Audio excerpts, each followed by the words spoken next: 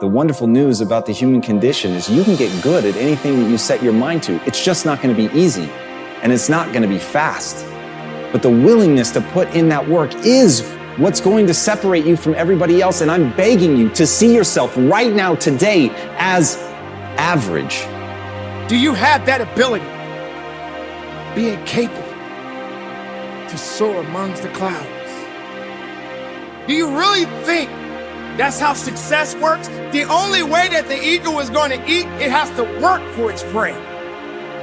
Now have that mindset. You hold on to it. You embrace every no, and you let each no make you callous to no. You get so strong that when you hear no, it turns you on. As no better than anyone else, but I beg you, with more force than I know how to convey with this language, to see yourself as malleable, to see yourself as capable of becoming anything you want to become truly extraordinary, if you can find within yourself the discipline to stick with it long enough. And as Steve Martin said, perseverance is a great substitute for talent. Everybody wants to talk about who's talented. Everybody looks at the person with innate talent as if they have something magical. But to me, it's a gift, it's a handout, it's a freebie. It hasn't been earned. And no matter what it is, it's only the beginning. Even somebody that has talent, even if you get an early win, if you let somebody outwork you, if you let somebody who has more perseverance, more grit than you, then they are going to outperform you on a long enough timeline. The only thing I can guarantee is you will be outworked by somebody unless you pour your heart and soul into getting great. The more you can layer in multiple people, the stronger and stronger that force is. So that changes our thermostat through association. It's a huge, huge, huge, huge thing. People say you are who the 5 people you hang around. This is why. They adjust your thermostat. That's number one. Second way you can change your identity is through doing short bursts of something in a window of time you've not done them before, and they change the thermostat temperature permanently, almost like a water line in the pool. So if it's a certain amount in the gym, or a certain amount of phone calls in your business, or a certain amount of appointments, you make a certain amount of money, oftentimes you're never the same again. You've seen this in your own net worth. I've seen it in mine. There became a point where I made a leap in a short window. I was never really the same again. I could go back a little bit, but not back where I was before. So it's activity or successes, achievements in short bursts of time. Most people's will to win is for sale. It's for sale. Most people's will is for sale. Yeah, it's for sale. They can be bought. I can't be bought. So if we give you if we give you just enough money, if there's a certain dollar amount, you'd stop working hard. Wow, give you a title, you stop working hard. If you don't take days off, if you put yourself into it as if your life depended on it, when you act like that, then you've got a chance to be great. And as Robert Horry said, pressure can bust pipes, but it can also make diamonds. You've got to want that pressure. You've got to want things to be hard. You can't seek out the easy life. You can't just hope and pray that you can uncover inside of you some talent that's laid dormant that you didn't know about that's going to let things be easy for you. Don't want the easy. Want the hard. Want the pressure. Want the thing that's going to turn you into something. Because when it's easy, you don't work for it. When it's easy, you don't push. When it's easy, you get surpassed by the person who has to give it their all, who's prepared to do blood, sweat, and tears in order to become that thing that they want to be so badly because they are so fucking angry that they were never given anything. And with that chip on their shoulder, they're determined to become anything that they set their mind to. We give you a car or a plane or a house. That's the book, bro. That's the book. Is that the book? Yeah, that might be the book. That is the book. So your will to win is for sale. That's right. And I decided once I realized that, because I watch it happen with people in their body and their finances and their family and their faith, whatever it is, I'm not for sale. So there isn't a place you're going to buy me.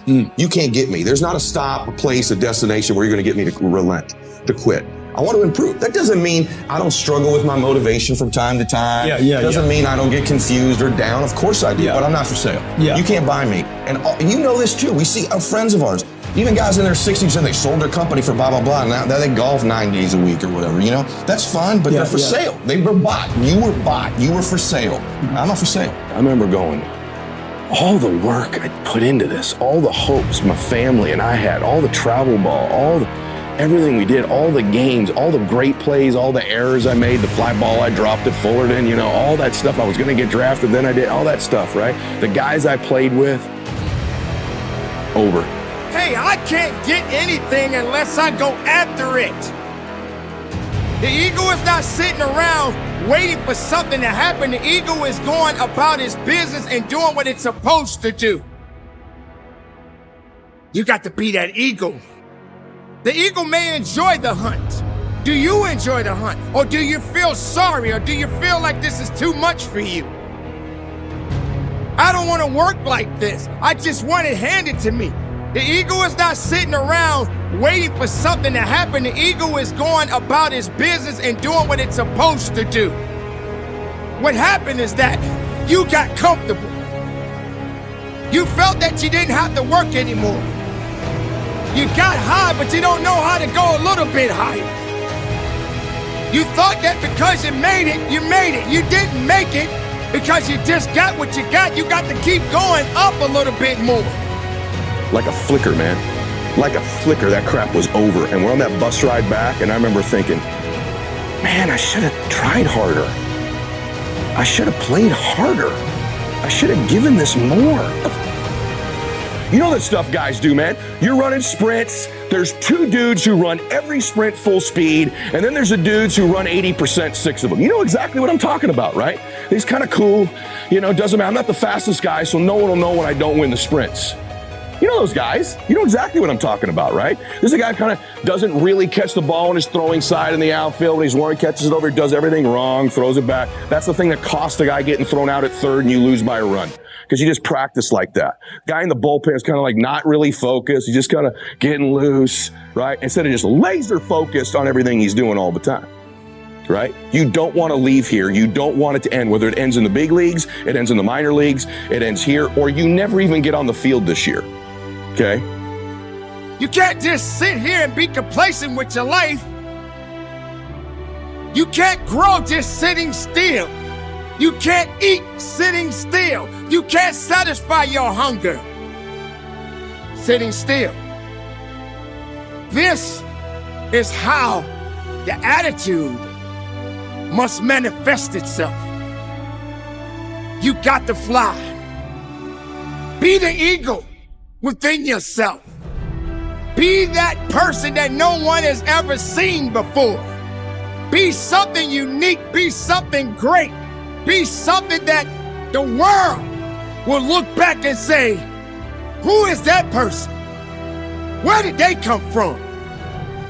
That is something unique about that individual. That person is so hungry and so driven. Somebody asks you, what pushes you? Your response should be, I got to have that ego attitude. Listen to me very closely. This is not a year that you're going to be doing a lot of talking. This is the year for grinding. This is not the year of dreaming. We're not dreaming no more. We're not wishing no more. We're not watching other people ride the ride no more. We're not watching the people buy homes no more. We're not watching people cash checks no more. We're not doing that no more. This is our year. This is our year. This is the opportunity of a lifetime, and you are the people that can get it done. So let's stop talking and let's make it happen. You can be seated. Let's go.